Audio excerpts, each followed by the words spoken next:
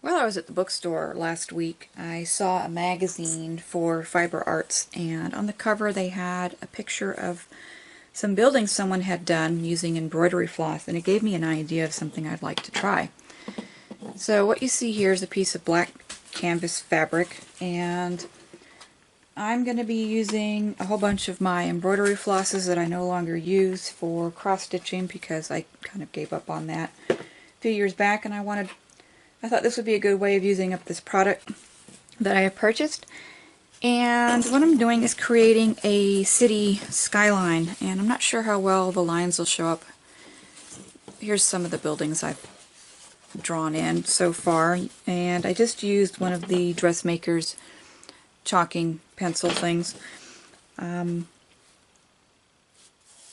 So just some, general shapes of buildings here, and this may or may not be what they end up looking like.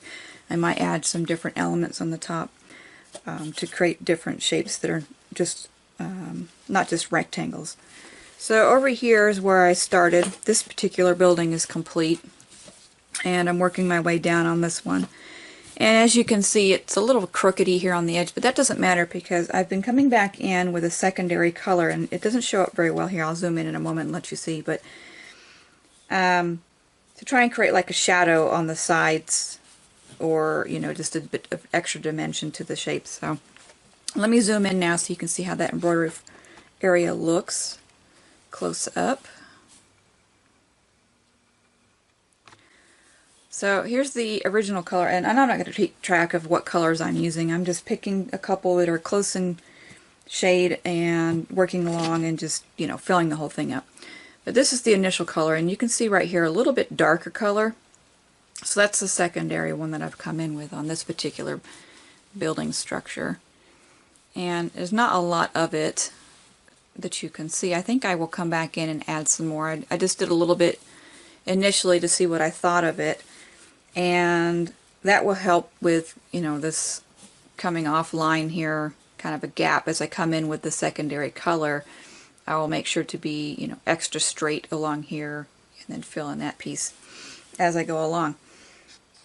So my stitch that I'm doing, I'm not going to do a process video on this, but I'm just coming across, and then just slightly backtracking on that last stitch up in between the two fibers of floss, as you can see here, and then coming back down and continuing on. So that just leaves this small little speck on the back.